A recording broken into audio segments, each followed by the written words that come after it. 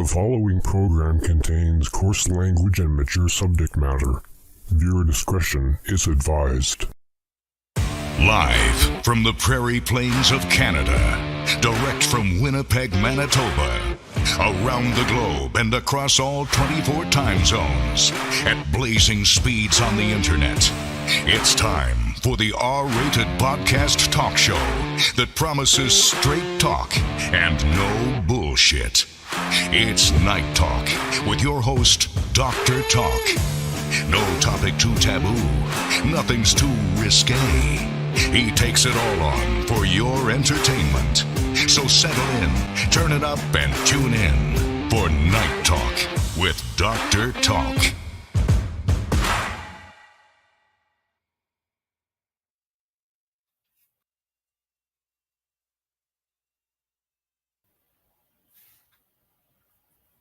All right, gang, welcome. We are live. Welcome to another episode of Night Talk with Dr. Talk. You know that's me.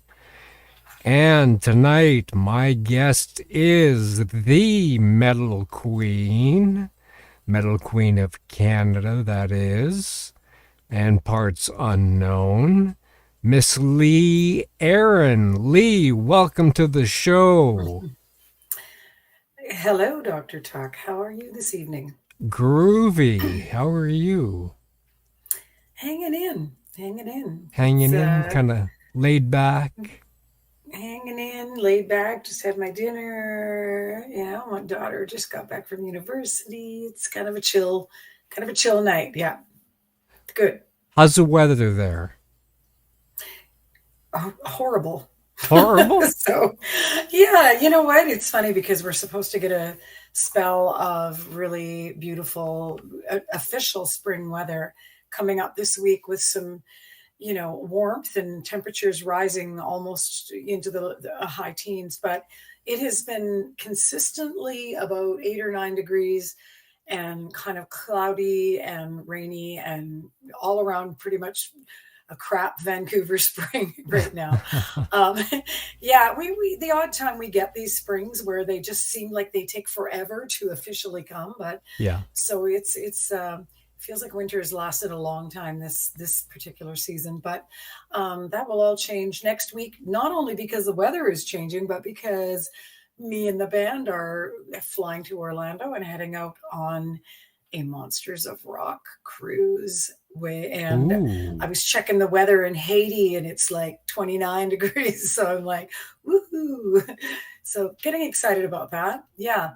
It's going to be our very first time as on a working cruise where we are able to enjoy the sunshine and our fans and perform a couple of shows. It's going to be exciting and awesome. I still have to figure out what I'm packing. How long is that? Well, the whole thing, we leave on a Friday and we return on a Thursday night, and a couple of those are travel days. So it's 5 full days at sea. So yeah, it's kind of exciting. And did you say it's Monsters of Rock? It's called the Monsters of Rock Cruise. Yeah. Monsters of Rock Cruise. Who else is on the bill? I don't have all of the band names in front of me, but I can think of a few off the top of my head. There's Winger, Extreme, Tesla, Queensryche, Doro from the Metal Queen of Germany will be there.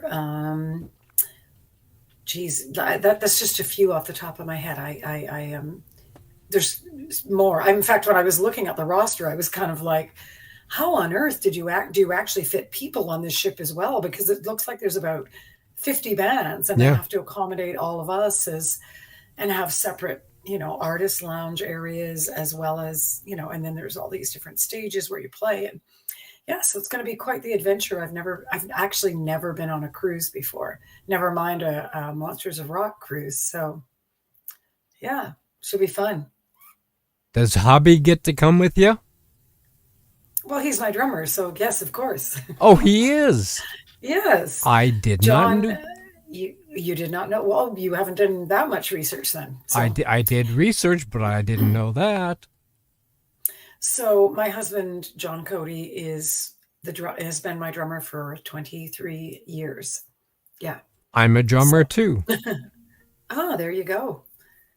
Drummers are cool. So musicians are cool. Musicians are cool, yeah. So let's start at the beginning.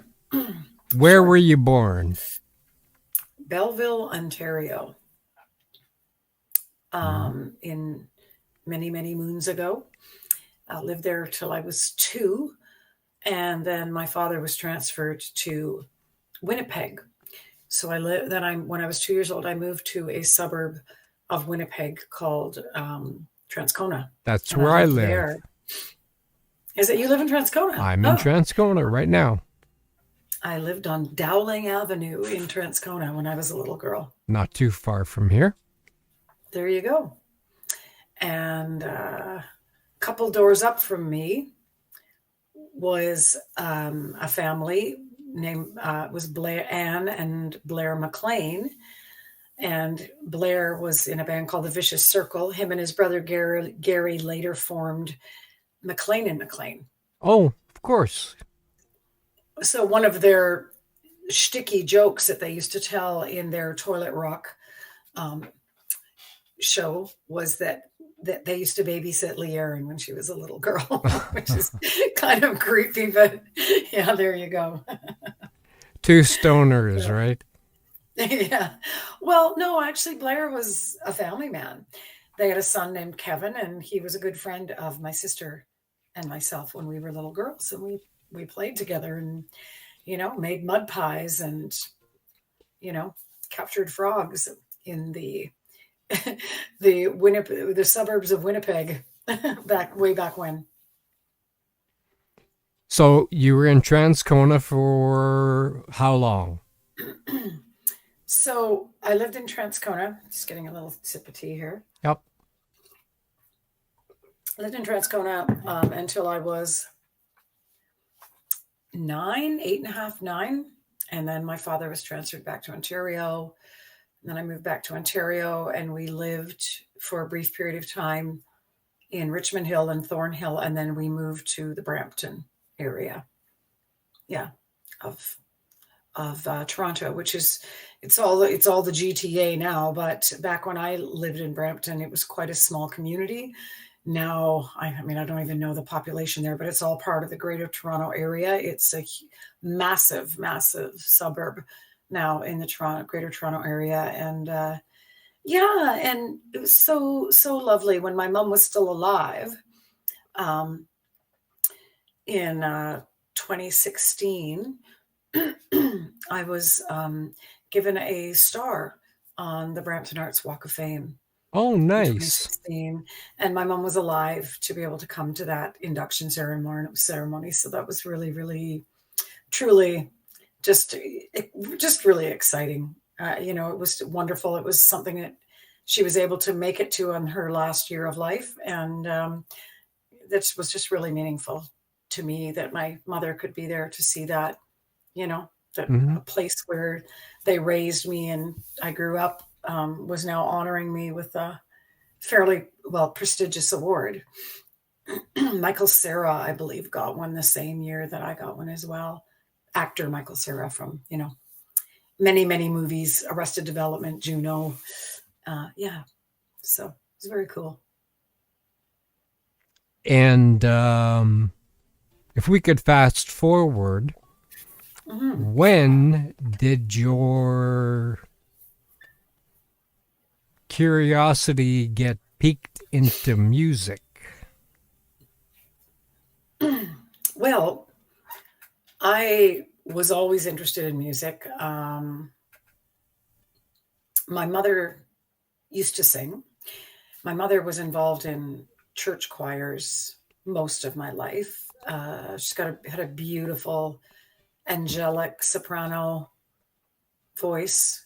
And when I was a little girl, anyway, I don't want to go into too much detail because I'm actually writing my memoirs right now, which I'm hoping we'll see release sometime in the next year or two when I'm completed them. But I go into a a whole heck of a lot more detail about my childhood in those memoirs. But my mother, I believe, she suffered off and on from postpartum depression. So, which was challenging for me as a child. And when she sang around the house, that meant she was happy. She was having a happy day. So I always associated singing with joy. And I was just like, I should sing. And so, yeah, like literally the bug bit me when I was about 5 years old. I came home from school. I said to my mom, there's a Christmas recital and I am going to sing I Saw Mommy Kissing Santa Claus, because that's what my mother used to sing to me all the time when I was a little girl at Christmas time. And I practiced and practiced. And she said I would lock myself in a closet and practice. And she had some concerns because she said I was kind of pitchy and my phrasing wasn't great. And apparently the day of the Christmas recital, in front of all the parents and these little kindergartners, she said, I got up there and I just like totally nailed it in front of people. And she was just like, oh, wow, this kid has something then. And so that was sort of started me on a trajectory of just sort of getting myself involved in consistently throughout my schooling years into drama, musical theater, to as much a degree as I possibly could. That carried over into high school. So my vocal training and my background was musical theater. I was involved in theater all throughout school. In fact, Central Peel Secondary, where I went to high school in Brampton, I don't really know what the curriculum looks like now, but 40 years ago when I went there, they were fairly renowned for their musical productions. And we often traveled to other schools putting on the same production, and had won some awards. And so, yeah, that's sort of how it went for me. And then when I was 15 years old, and I've told this story many times, it's funny because one of my fans texted me, goes, talk about stuff you don't always talk about. But people always ask the same questions. So it's kind of, it's challenging, right? So sometimes I feel like a broken record. I'm telling the same stories over and over again. But anyway, I was spotted by a bass player from a local band. And he asked me to come and audition for the Youre band. And I auditioned and they didn't really want a girl, but then they ended up taking me anyway. And then the groundwork was laid then for me to be singing in a rock band. So. And the rest is history. Well, a very, very starting rocky road history. Yes. on the way. Yeah.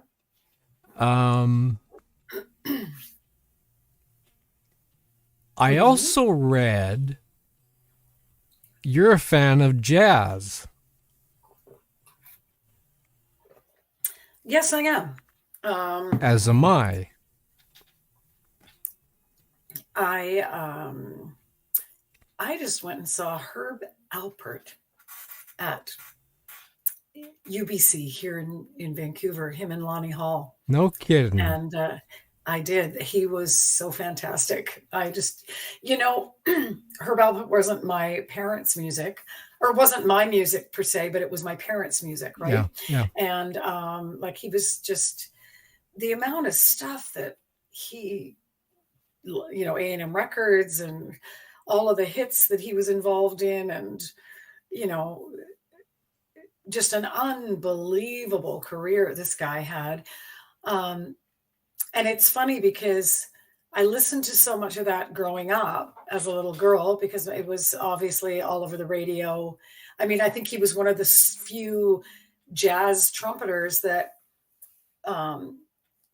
crossed over into the mainstream world, right? And as I got older a few years ago, I stumbled back on it again, and it became my official, like, sitting around the pool on a sunny day music, right? I would play Herb Alpert and the Tijuana Brass for my kids. Mm-hmm. And so when he was coming to Vancouver, I was like, yeah, so I've got to go see him. And oh my gosh, it was just, it's inspiring too. I think when you see somebody like that, who he's, I think 80, he's like my dad's age, like 86 or 87. And he's out there and he's still doing it. And he's got it. Like Still he going hasn't lost his strong. faculty. Oh, was so good. His band was amazing. And yeah, it's inspiring to go, wow, maybe I still could be doing this in 25 years, right? Sure. So, but yeah, I'm a jazz fan. I no secret. I think as I grew up as a human being and as an artist, every year my musical taste expanded. So my tastes are definitely not just down the narrow path of hard rock and roll. I have fairly eclectic tastes actually, and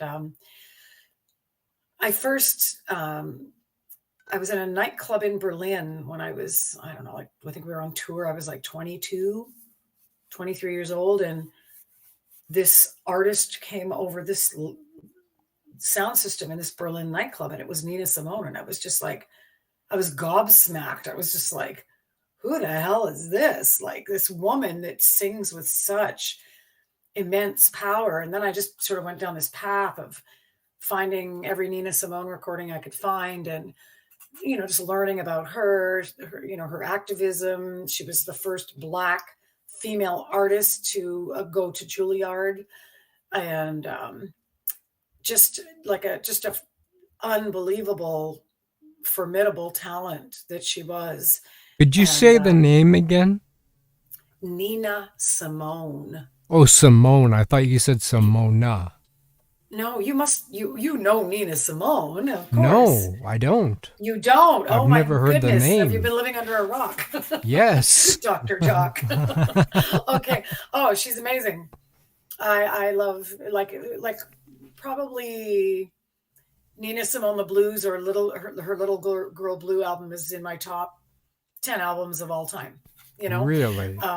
Yeah, but yeah. And then of course that led to Sarah Vaughan and Ella Fitzgerald and Etta James and, Oh, I John love Etta Coltrane and James. Miles Davis. And like, I just, Anita O'Day, I kind of did so much exploration with female jazz singers of that sort of, probably, anywhere from the like mid 40s to late 60s era,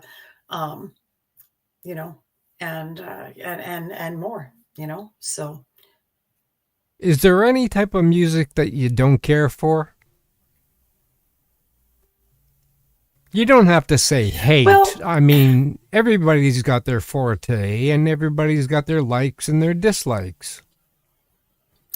I'm not a huge fan of new country. I'll tell you, I'll go there. Okay. Okay. Just because, and don't get me wrong, I never used to really actually appreciate country music per se, but my husband kind of changed that. He just said, there's just so much country that you haven't explored and haven't, learned about. And sure enough, there's just like some incredible songwriters that I didn't really appreciate previously.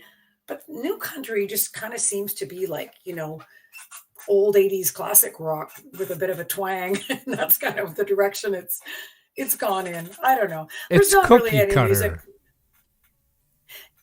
Well, but classic rock became cookie cutter too in the late 80s, early 90s. And Yeah. so, when grunge happened, I mean, I think it was a necessary evil, even though it sidelined a few of our careers for a period of time.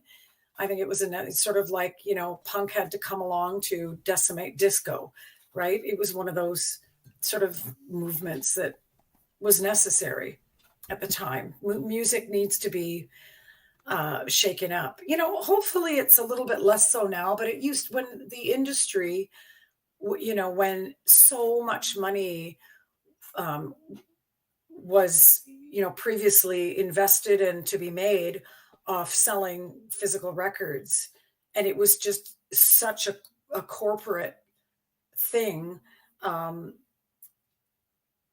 this thing called saturation would happen because, so like, I mean, my own label back in the day, after the big Bon Jovi record, they were like, write songs that are more like this, because a lot of these industry guys, and, God love them. I worked with some wonderful, wonderful industry people, but they're not artists. A lot of them, they're in the business because they're good at business. And so not a lot, very few of them have wonderful original ideas. And so when something is, popular or becomes a hit, they want you to create more of that. Give me more of that so we can get it on the radio. Hmm. And then, henceforth, whatever the movement that's happening at the time, you get overly saturated with a bunch of crap bands that get signed, or conversely, they find an artist, they sign you, and then let's give this person a bunch of songs that will get played on the radio right now. And then, so something that was good becomes something that is overdone, and overdone in a bad way. And then something fresh to the ears needs to come along to shake it up. And that's kind of how music is cyclical, right? Yeah. So, Just I'm not going to spend a lot of time on this, but in terms of country music, what are your thoughts on Shania Twain? well, I think Shania is fantastic. She's, um, it's interesting that you would ask that question after I said I don't really love new country. I mean, I don't really look so much, certainly, at Shania Twain as though she's um, a country artist. Not anymore. She's probably started out that way, but she's a pop artist Yeah. these days. Her music definitely went in that direction, and I think it's wonderful that she seems to be having a bit of a comeback again Hmm. now. And you know, Shania is beautiful, and she's a wonderful singer, and she's got great songs. And I'm proud to say she's Canadian. I think she embodies the best of what Canada has to offer. I mean, she's fresh faced, and she's wonderful. She represents Canada in a very strong way. Okay. Now back to you, Lee. Sure. You recorded your debut album, The Lee Aaron Project, in '82. Released in '82. I think we did a lot of it recording in Okay. '81 as On well. But Freedom yeah. Records. Mm-hmm. Okay. My understanding, though, is that the album was available in UK only as an import. Is it available in Canada now? Oh, so it was widely available in Canada and a lot of Europe. It was released on Freedom Records, distributed by RCA in Canada. That original album. I mean, it's out of print now. And then conversely, not conversely, but subsequently, when I signed to Attic Records in 1984 and put out Metal Queen, they bought back the rights. They bought the masters from Freedom for a fee and re-released it in Canada as well. So it was widely available. So when in 1982, I did not have an official UK label. So there was a little shop in England, in London, I believe it was called Shades. And they were an import record shop. So they brought in a bunch of really, really interesting things that fans were asking for. And I guess my first album was one of them, because in 1983, I got connected to in fact, my first manager sent some photographs and some biomaterials and some, my first record to a journalist named Paul Suter, who used to work for Kerrang magazine in the UK. and he fell in love with it, and he agreed to do a big feature, which got put into Kerrang with a centerfold and an interview and all of that stuff. And so suddenly there was a buzz and a whole bunch of interest in me, because back then that's how it worked. There wasn't the internet and, YouTube talk shows and podcasts and things like that. And, your presence in a magazine was quite significant, made quite a bit of difference in your career. And so people were asking. And so they ended up, I don't know how many, but they sold a lot of albums through that import store. And that led to me flying to England in 1983 to showcase at the Marquee Club, the infamous Marquee Club. Yeah. And one of the things that I did while I was there, I believe I did a follow-up interview with Kerrang as well, but I did an in-store signing. So they had, it was pretty crazy to never have... I'm trying to think I think I'd been on an airplane once before in my life to go to New York, and like to go to England for the first time and show up at this store. And there was like a lineup all around the block of people wanting me to meet them and sign their album. I was blown away. Right. Nice. Yeah. So it was pretty cool. I'm almost embarrassed to bring this up. The incident in 1982 with the men's magazine.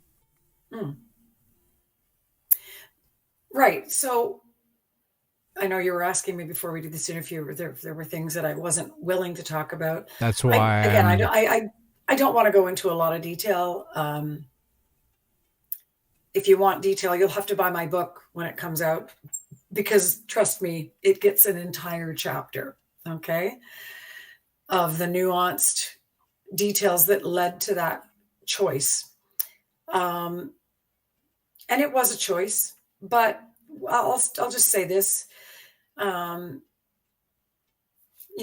My first manager had a lot of wonderful ideas, like getting me in Kerrang magazine, connecting me with a UK journalist, getting me over to do a showcase at the Marquee Club. And then he had some dubious ideas. And one of those was, let's get you on the cover of this US magazine. So Hugh Hefner had just started up a new magazine called We. And when my manager approached me about this idea, my immediate reaction was, are you friggin' kidding me? No, absolutely not. No, I'm not doing that. So there was quite a bit of convincing to get me to agree. And I was shown extremely sophisticated and classy looking photographs of, I don't know if you remember a photo shoot Richard Avedon did of Natasha Kinski. Yes. With the python. Yeah. She was black and white. It was very, very classy. Yeah. And she was laying obviously nude by a pool, but the python covered every, single naughty bit. And they were just extremely, they were art photographs. They were beautiful. So when I got on a plane and I went to New York, I was going there. I was led to believe that was what I was walking into. I was 19 years old. Mm-hmm. The shoot actually happened in 81. The magazine didn't come out till 83. So I was led to believe it was something completely different than what I walked into. And once I got there, I was this young girl alone, kind of in New York, and I just had my manager with me. Again, I don't want to go into a lot of detail, but and I got surrounded by a team of people that were sort of saying, put this on, wear this, do this, pose like this. And I was just like, I think I didn't really fully, number one, I lacked life experience. I wasn't even drinking age to go to the States. I couldn't go to even walk into a bar and have a cocktail. Mm-hmm. Back then I was so young, I had very little life experience in matters like this, right? And I do have to say a disclaimer here also for my family. My family had to give permission, my parents, for me to go, and they were also kind of told the same thing, that it was going to be super sophisticated. And so, and then I heard nothing I was also told I could choose the photographs. It could be exactly what I wanted. And then nothing, dark for like 18 months. Mm-hmm. And I was told that that the whole team that worked on my shoot got fired. New management had taken over, and nobody really knew what was going on. I actually didn't see it till it appeared in the magazine, until it came out. And I was shocked. So that's all I'm going to say. And so no, do I have positive feelings around that incident in my life? Absolutely not. I'm on your side with that. Yeah. So, however, yeah, I know that I got asked about it so much. I started to get angry and really defensive about it, because I felt like for the next 5 to 10 years, I had to claw my way out of a hole of disrespect, that I had to claw my way back into respectability in terms of my music well, and sure. my art. Yeah.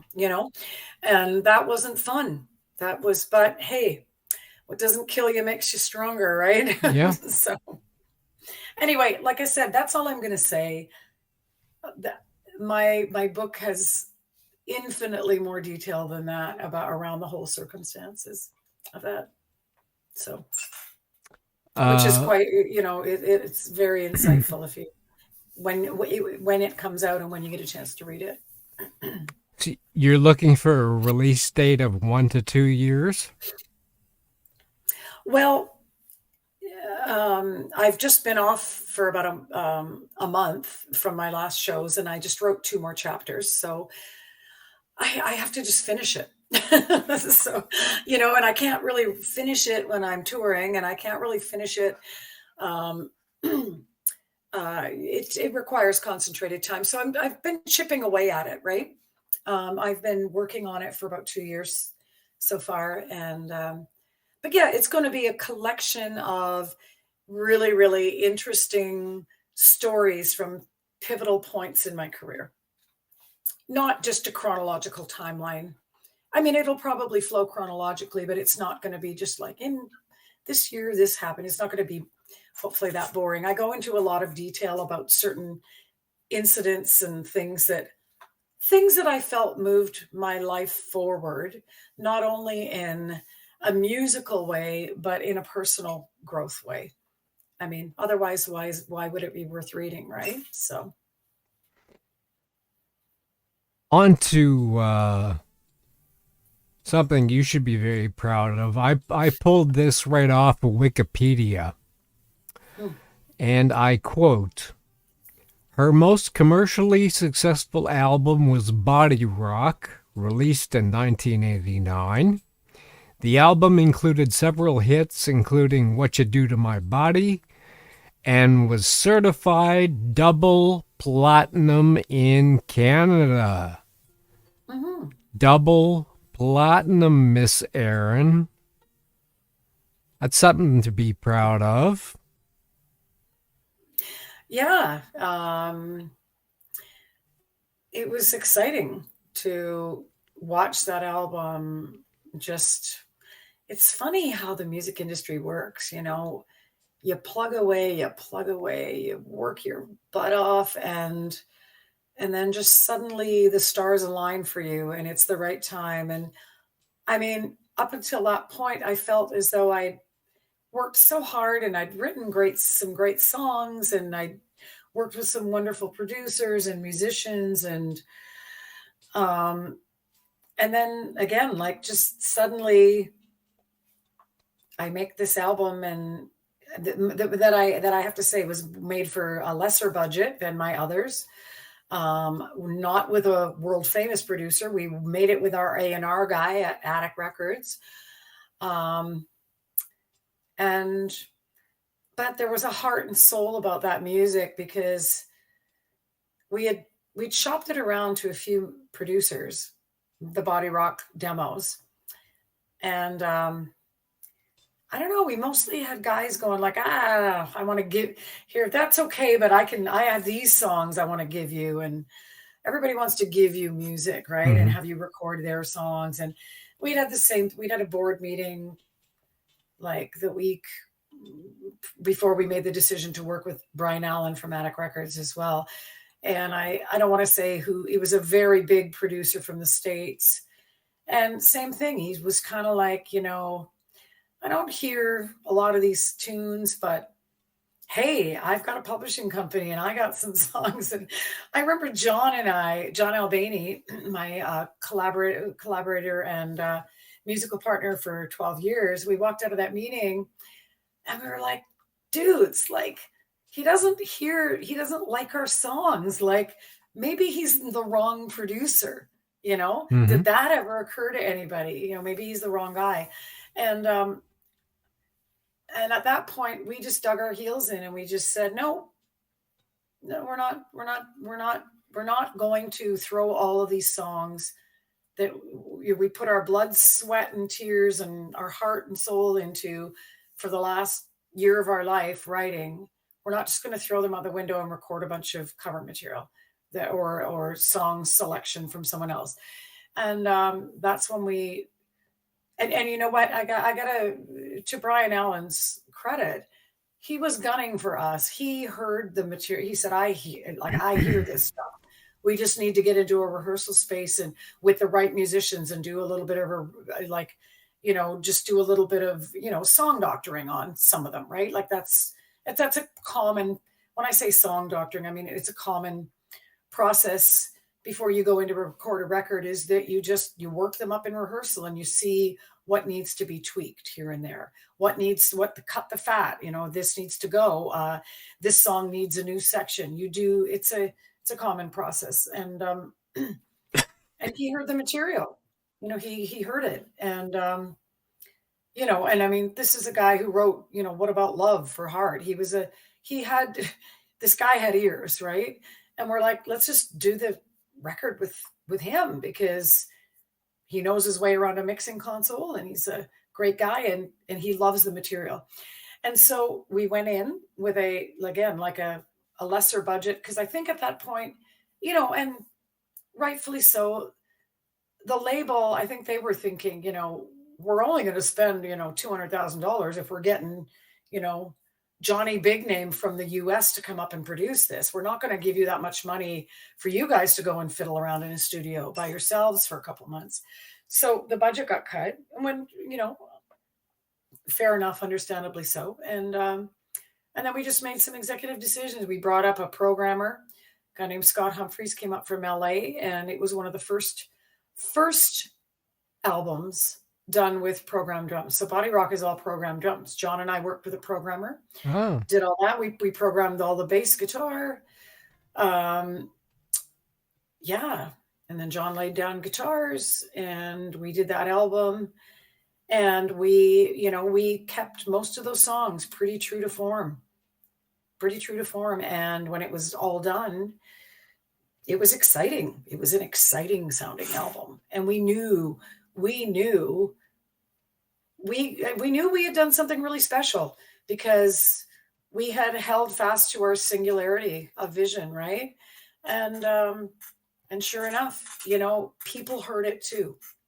It just translated. And again, like this funny thing happens, you think you work so hard your whole life and then just suddenly the musical stars align for you. And then the next thing we knew, 6 weeks later, we're like, holy crap, we have a gold album. Yay.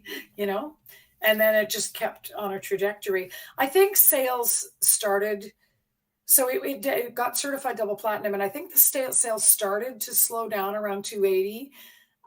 For all I know, that album could have gone triple platinum, but by the time it did, I don't think anybody was counting anymore. So it's just the way it goes, right? So Another thing I wanted to know is who were some of your major influences?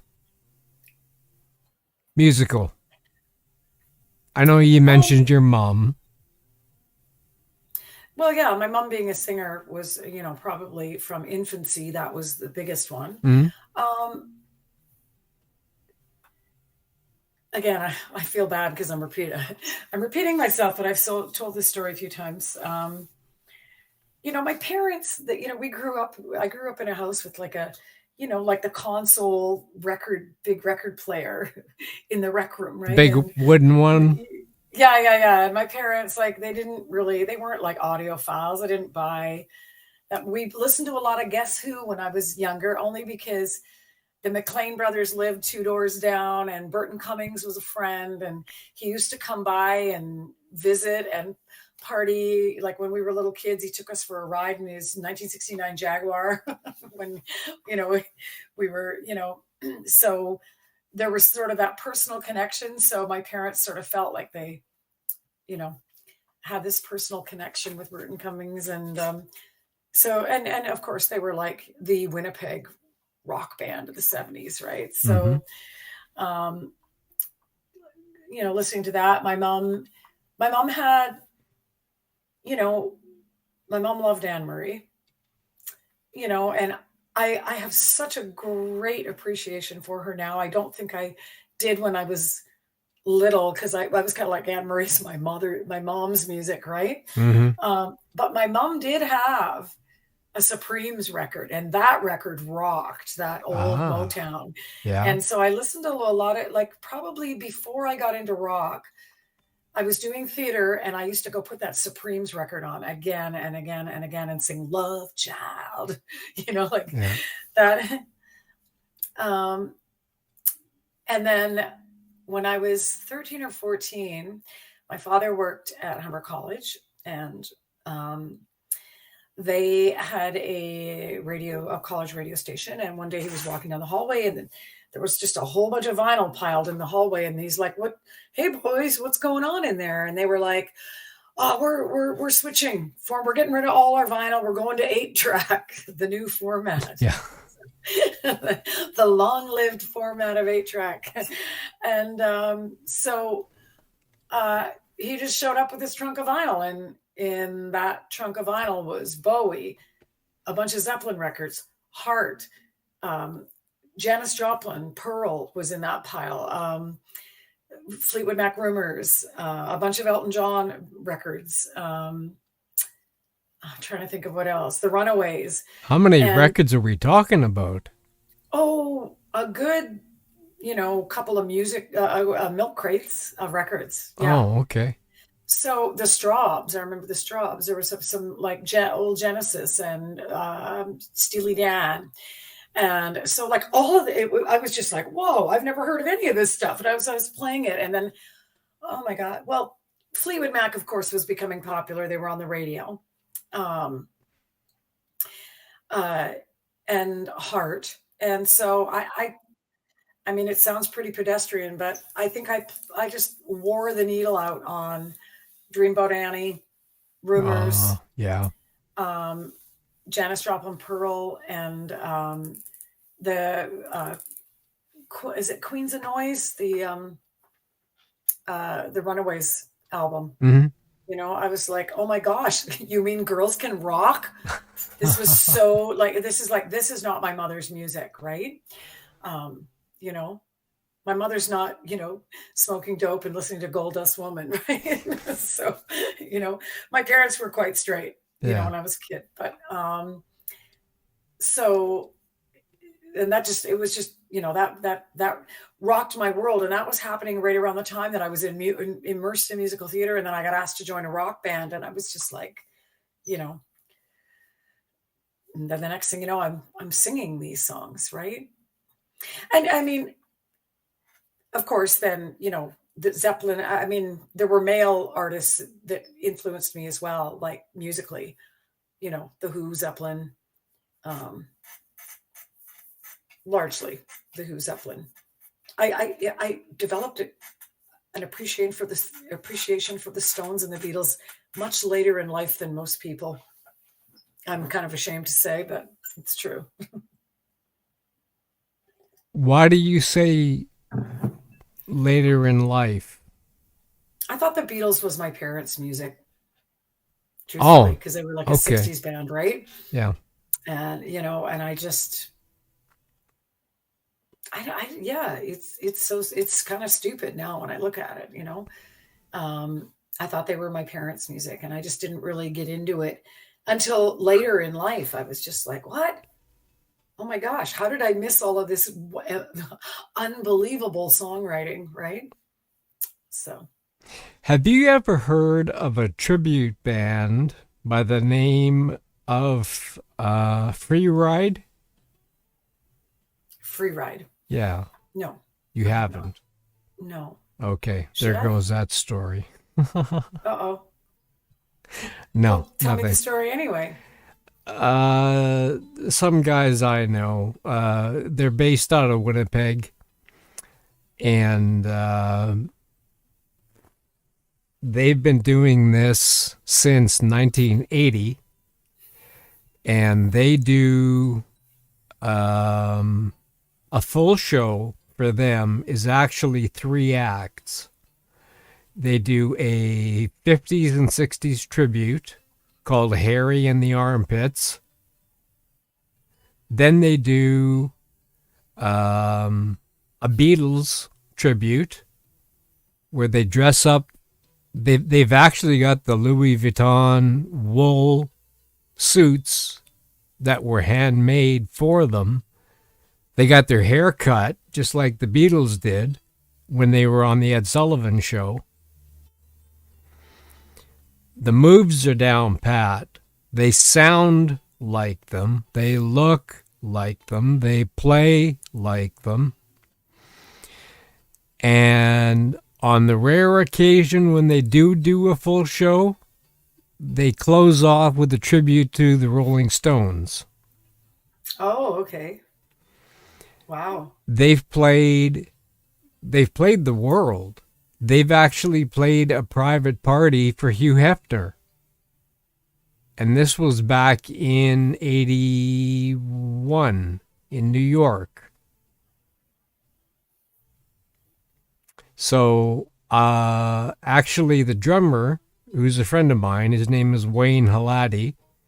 I did a podcast with him months ago. We were on the air for 5 hours telling stories about places he's played,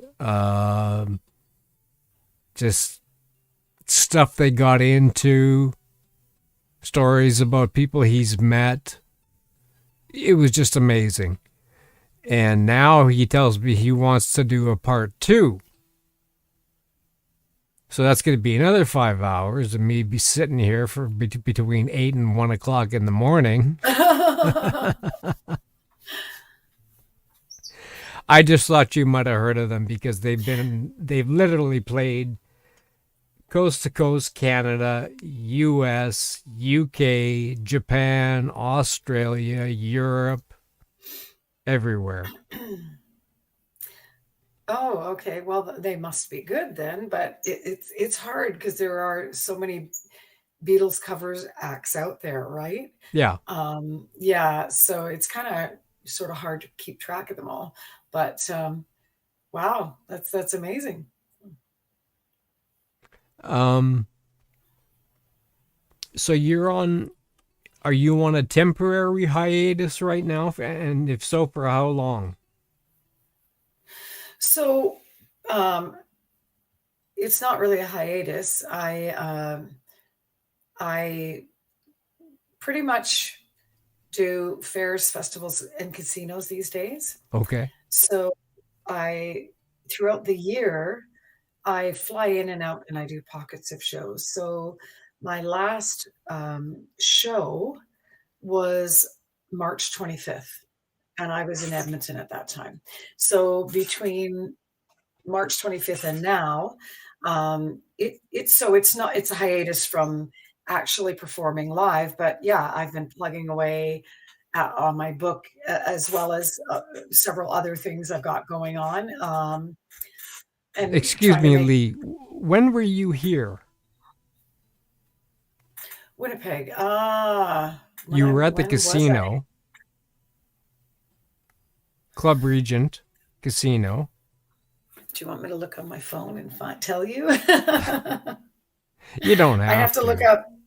Yeah. So when was I last in Winnipeg? I can't Um, remember who you came with, though. I wanted to go, but I was unable to. um, Tour. There we go. I'll figure it out for you. So Winnipeg. I was in Winnipeg at Club Regent Event Center on February 10th with Firehouse. Firehouse. There Yeah. we go. Okay. Thank you. Yeah. So that's when I was there last. Yeah, I love Winnipeg. It's always fun to come there, and Club Regent is such a fantastic venue. So It is, isn't it? yeah, it They've is. done so much to it. Hmm. Ever since they built that place, the room that you played in has been Hmm. renovated big time. Oh, like since when? Oh, geez, hmm, I couldn't give you a date. I don't even remember when, but Mm. it used to be. If I'm not mistaken, I think that used to be a giant pit where they played bingo. Oh, I don't know. Well, because I'm not from Winnipeg, I I wouldn't know. But the last time we played, we had a lovely guest come up, a lady named Karen Barg.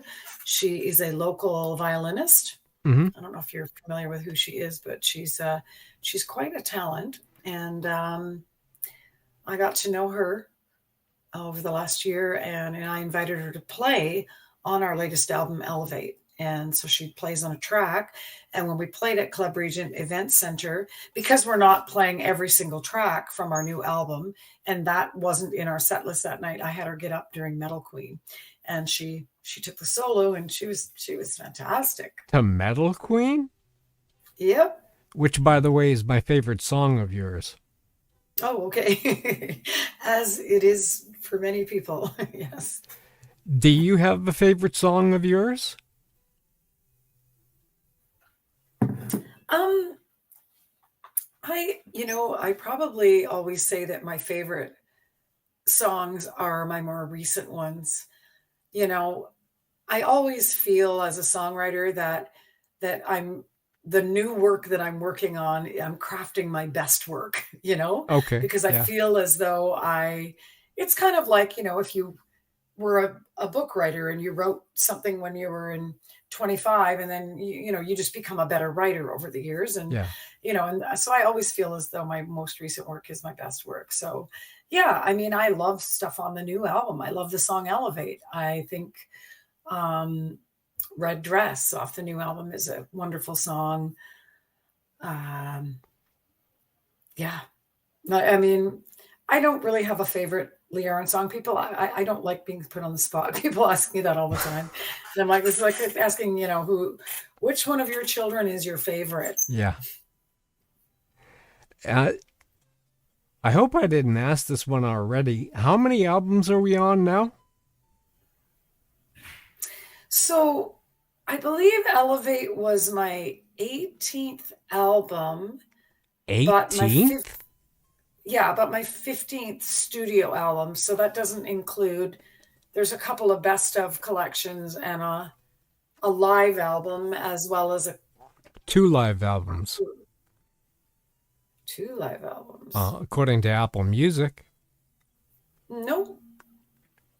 I have one live album called It Power Soul Rock and Roll Live in Germany. live in I Germany. have, and then I have Live in London, but that is not an actual audio recording. It's a DVD. Oh, So is it? from 1985, I believe. Yeah. Oh, that's got to be So, cool. so yeah. But And is all of your stuff still in print, or is any of your stuff? Because you mentioned one album before earlier in the conversation, you said it was no longer in print. Is everything in your catalog available?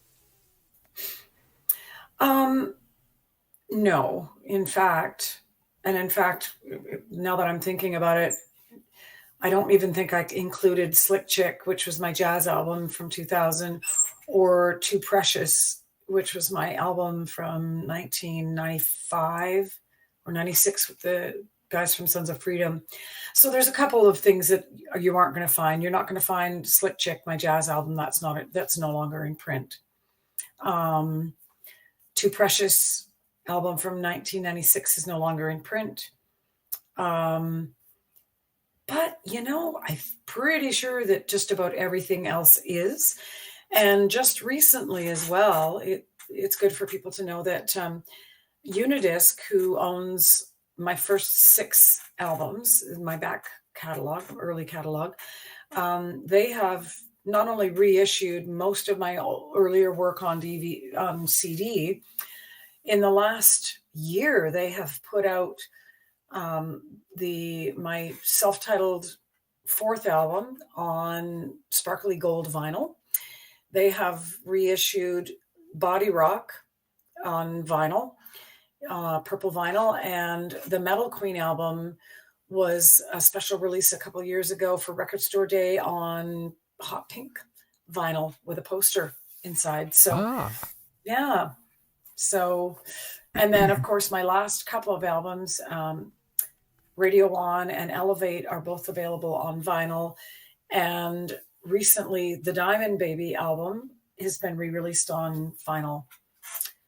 And I believe Some Girls too. So suddenly in the last year and a half, like a whole bunch of my back catalog has been released on vinyl. So if you're a vinyl collector, that's something you might want to pay attention to. Well, Lee, you tell me. I was a professional DJ for over 25 years. Okay. And, sorry? Yeah, I'm listening. Oh, and I spun vinyl. I played cassettes, played CDs, played MP3s, played thumb drives. Do you really think vinyl is coming back in a big way? I believe that it is, but not in the environment that you're talking. Radio isn't going to suddenly start playing vinyl again. That's not going to happen. But I think in terms of people appreciating rich audio quality, and people my 17-year-old son collects vinyl, wants vinyl now. He wants Smashing Pumpkins, which is like $125 to try to find what's the one, anyway, I'll think of the title in a second. But in terms of young people, I think it's kind of kitschy to collect vinyl. Mm-hmm. And I think that in our digital age where everything is so, everything is in your phone, I think it's kind of, making a little bit of a comeback. And then people are like, we want to experience something we can have and hold in our hands and look at the, I know that when I was a young girl, like I would just spend hours just like poring over like the artwork and the sleeve artwork and, the gatefold albums, the gatefold and the sleeve. And, I remember, the Yellow Brick Road album, Elton John, and just looking at all of these little pictures that were drawn inside and wondering about the artists that did them and what was their secret meaning behind some of this stuff. And I just think, I don't know, to me, there's like,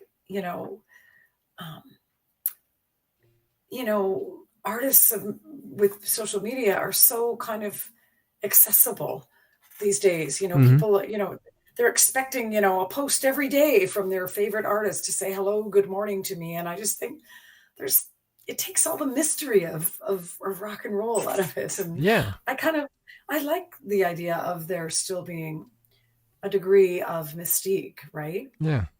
And so you can give away, that's why I don't really want to discuss a whole lot go into big elaborate stories about some of the details of things that I've been writing in my book, because I want there to be, there's still some mystery there. You know what I mean? Yeah, of course.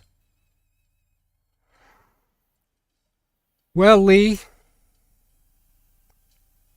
I think it's about that time. Well, Dr. Talk, it's been fun. It's been a joy. And I'm going to throw up on the screen right now. There it is. If you're interested, you want to find out more about Lee, www.leeaaron.com. And she tells me that you can access all of her social media through that website. You can even get booking information in the contact section. So, for tonight, we bid you a good night. Lee, it's been a pleasure. It's been lovely talking to you. And I hope maybe we can do this again one time. Well, we should. Then when I have a new album and a book and something to promote, that would be really, really fun. Well, to do this again. You have my digits, I have yours. Sounds good. Okay, just hang tight, Lee. Good night, all.